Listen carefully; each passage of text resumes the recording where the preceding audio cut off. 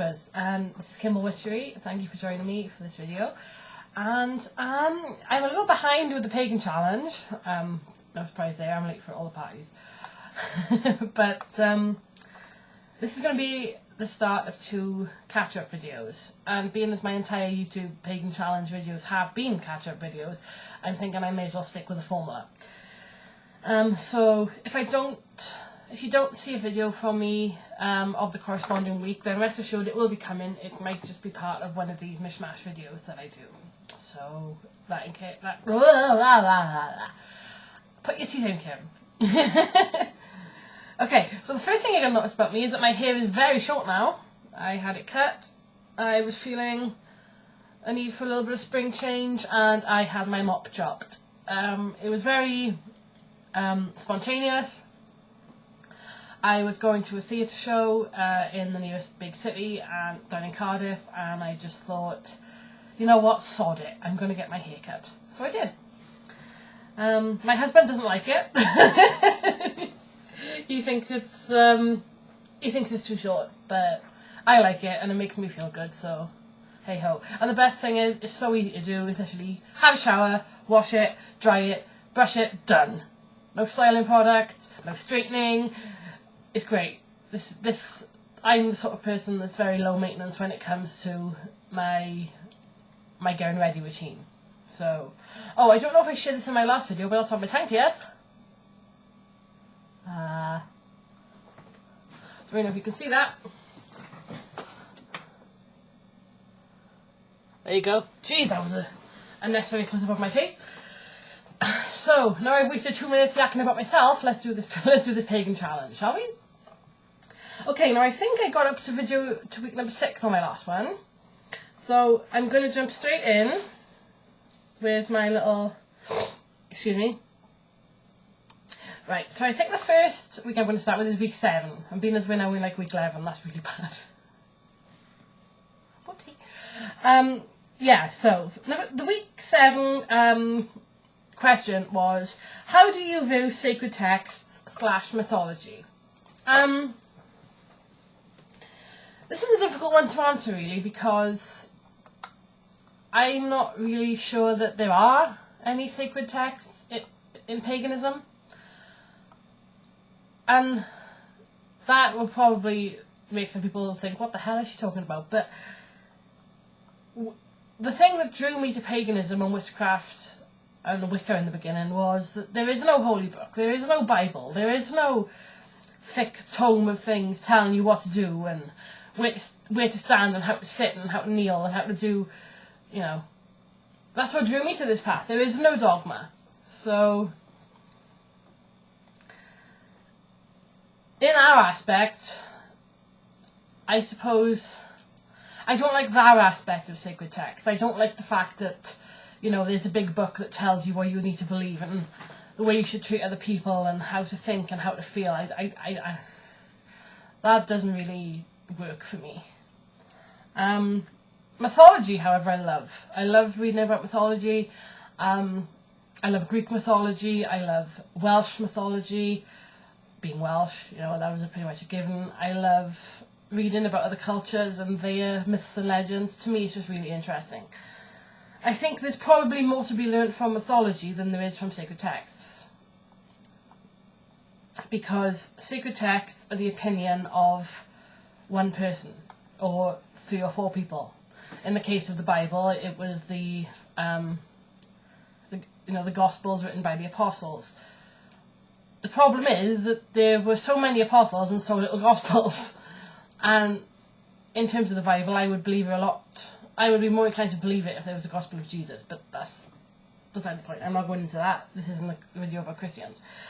I think you learn more from mythology, because mythology is very much something that has grown from the culture, that has grown from the people. It has come from, it's their way of explaining the world, you know. And that to me is much, much more interesting. I mean, take the Oedipus myth, you know, and it just relates to so much more, I think, to human culture than sacred texts by themselves do. That said, I suppose sacred texts in paganism would come under the books that we all find inspirational. I'm thinking in terms of Witchcraft Today by Gerald Gardner, The Charge of the Goddess by Doreen Valiente, the stuff that sort of started modern Wicca rolling. In terms of more widespread pagan spirituality, a lot of people talk about The White Goddess by Robert Graves, which I have in my library. There's also The Golden Bough by, I can't remember his name, James something? Hold on, let me check. Golden Bough is by James Fraser! James Fraser, that's his name. Yeah, so my chair's going to go down again. You can watch me descend on YouTube. And now I am short. I'm just going to stay here, to be honest, because it's easier. A friend of mine, actually, who watches this channel, constantly comments on the chair. And keeps saying, you need to get a new chair. Yes, I will when I can afford one, okay? These kinds of chairs don't come cheap, you know. So yeah, that's really my mindset on sacred texts and mythology. Not very detailed, I suppose, because I'm doing this kind of off the cuff. It doesn't really have, I haven't really put a great deal of thought into it. I'm just doing this very off the cuff, so you're getting it unedited. Okay, the week 8 prompt was, do you have / how did you find a matron / patron?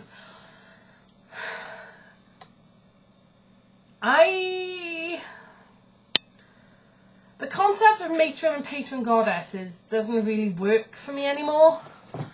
It did in the beginning when I started with Wicca many years ago, and I can understand why it's a popular subscription, you know, that people do, but people feel called by a specific god or goddess, and that's great, don't get me wrong, I'm not knocking that for a second. For me though, I don't like to limit myself to working with one goddess or one god at a time. I work with many gods and goddesses and spirits of place on a daily basis. Being as my path is going down a more shamanic route lately, I don't really think I could say that I have one matron or patron. That said, however, when I was ordained into the Fellowship of Isis as a priestess earlier this year, well, end of last year, they do ask you to state which goddess or god has chosen you, and you can have more than one. So for that aspect, the goddesses that came to me in the meditation prior to the ordination ceremony were Isis, Aphrodite and Bridget, or Brige as I refer to her. So I do think that trinity of goddesses are probably the ones I work with the most. In terms of gods, I'm not really working with the gods so much at the moment, although I have in the past. The god I feel a connection to the most is Cernunnos, or Herne. So I guess, really, if I had a matron / patron, you could say that those were them. In terms of how you found them, you don't, they find you. And I know that's probably a really annoying thing to say, especially if you're quite new to this path. And you know, I know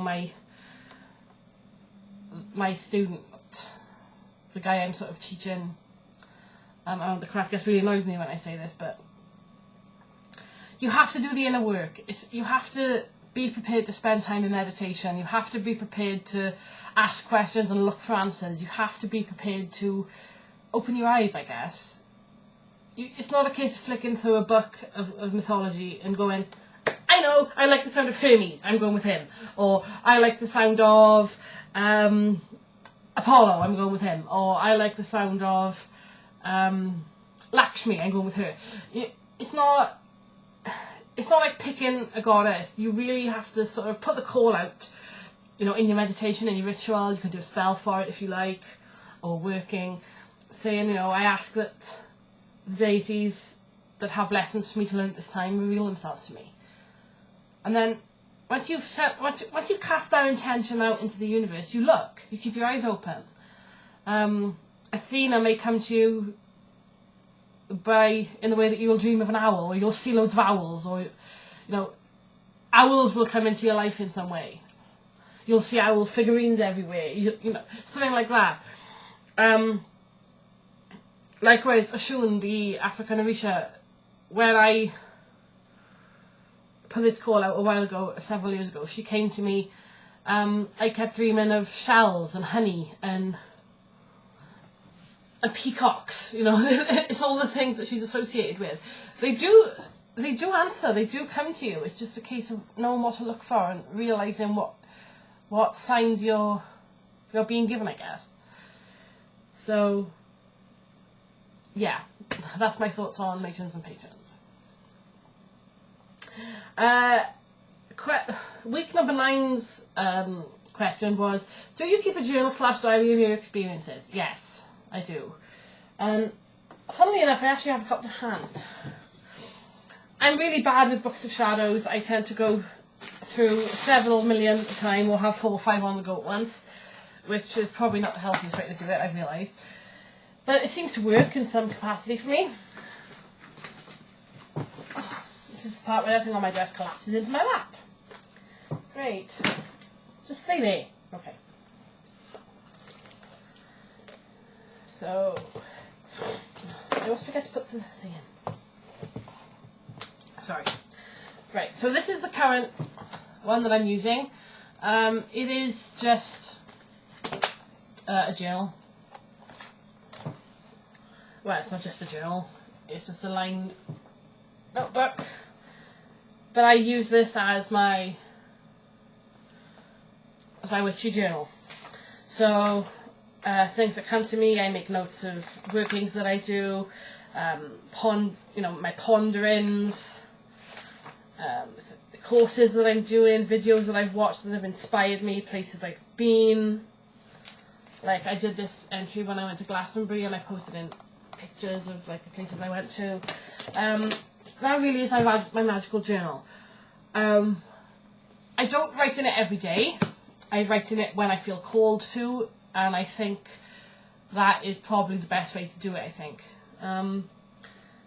There is some as a pagan, I don't show a lot of the stuff I do on camera, but I do live a magical life. There's something that I'm doing every day that relates to my spirituality. So currently I'm working through a course on Udemy, which is based on the shamanic rites of the Moonai Key. So every day I'm doing a meditation to work with that. I'm undertaking the rites of that, which is cool. I'm also an active participant in a UK-based web forum, which is called Kitchen Witch School. I'm doing the little training course as a refresher at the moment, but hopefully, to build on my knowledge. I'm interacting with people there, and it's really great. So I guess that's kind of a journal as well. It's an online one, but there's that. There's also my website, kimberwitchery.co.uk, where I have a blog. Not really a magical journal in the usual sense. What's going on? But I do write articles on there about witchy topics. My blog posts tend to be with that kind of spin. So that might interest you. But anyway, in terms of magical journals, this is my current one. I like this because it's just the right size to put it in my handbag. So if I'm going on the train somewhere, like when I was working in the city, I used to take it in my backpack to journal on the train. One thing I did find the other day, which is actually kind of embarrassing now, is my very first book of shadows. Whoops. These things are falling out of. Wow. Okay. Okay. Yeah, so this is from... What is this from? Let me see. I'm sure I put a date on it someplace. So let me just have a look. I'm amazing, actually. The ink has not disappeared.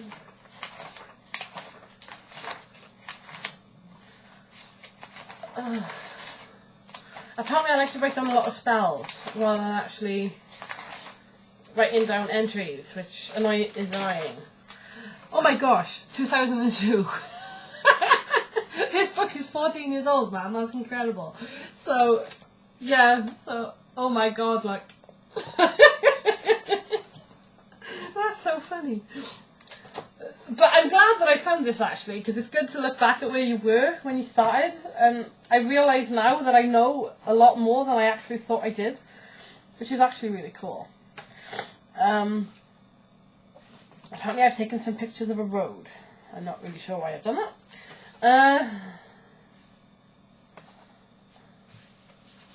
And there's just a bunch of random stuff that I've shoved in the back here.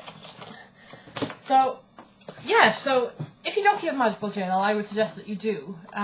If for no other reason other than to look back on your own practice, and if you've cast a spell or you've done a working and it hasn't worked out the way, you know, that you feel it should have, you can look back at what you did and maybe tweak it a little, and that's how you can grow and improve and learn as a witch. So, yeah, this is the problem with me when I talk and when I vlog. I start off really well, and then when it comes to finishing what I want to say, I'm like, so yeah. I apologise for that. I am working on it. So I'm going to end this video here because I've done 3 prompts, and then in the next video that I'm going to do in just a second, I'm going to talk about weeks 10 and 11, which will bring us up to date. I may also do a quick video after that, we'll see, talking about some stuff that's coming up with me that I'm quite excited about. So, thank you very much for watching. I apologise for the rambling, and let it be.